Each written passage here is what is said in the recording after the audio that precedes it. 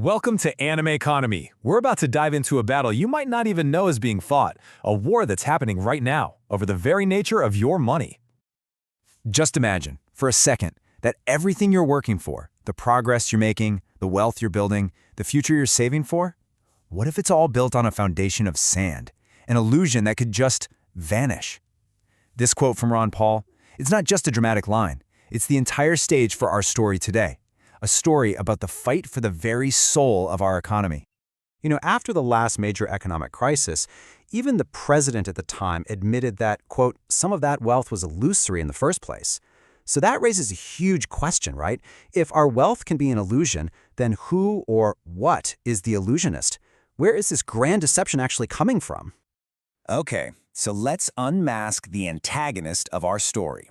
We're talking about a powerful, often misunderstood institution, one that operates in the shadows, weaving the very fabric of our economic reality without most of us even noticing. Meet the Federal Reserve, or, the Fed.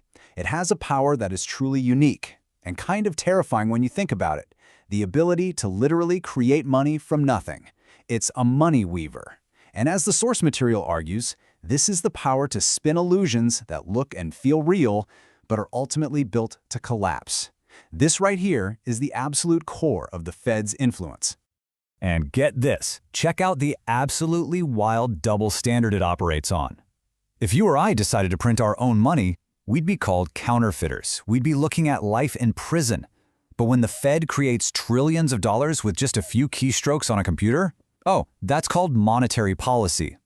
It's seen as a totally legal, even responsible way to manage the economy. So, what's the big deal? What actually happens when you unleash this kind of power on the world? Well, it creates what we're going to call the cycle of chaos. Take a look at this number, 5 cents. It's kind of staggering.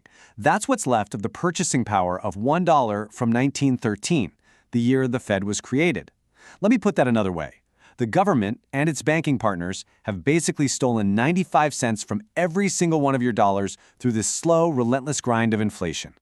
And it creates these massive destructive waves. Here's how the boom-bust cycle works, according to some economists. First, the Fed prints tons of easy money, which pushes interest rates down to artificially low levels.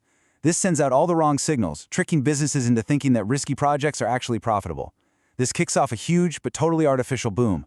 Companies overinvest, people get into way too much debt, but the whole party is built on a lie, and it always ends with a painful bust. But there's a consequence that's maybe even darker. Central banking is the money machine for endless war. Think about it.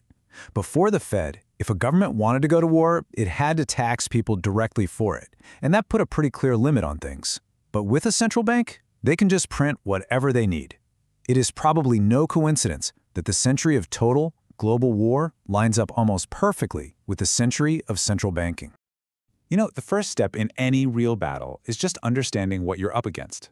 So if this explainer is clicking for you, if it feels important, please help spread the word by liking it and sharing it with someone. Because the solution we're about to get into, well, it's only possible if enough people actually understand the problem.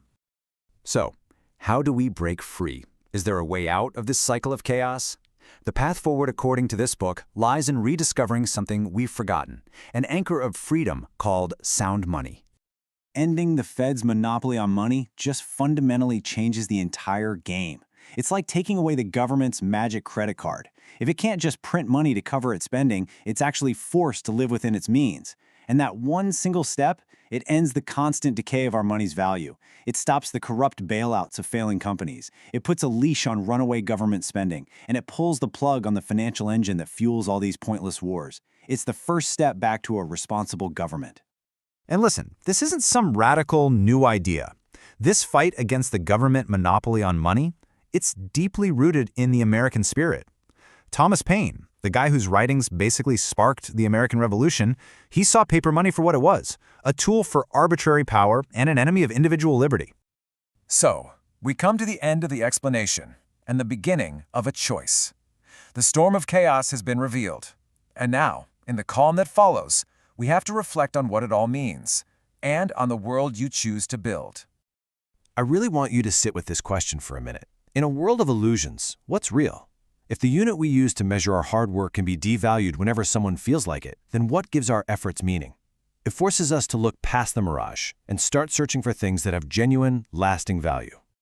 And that right there is the final, most powerful takeaway. We're facing a choice between two worlds. One is a world of convenient illusions, manipulated for the benefit of a few, always leading to these cycles of booms, busts, and war. The other is a world built on reality, where money is sound, your savings are actually secure, and our freedom is anchored in truth. Which world we believe in and which one we decide to build, that's going to determine everything. Thanks for watching. Don't forget to subscribe to Animeconomy and check the link in the description to get the book.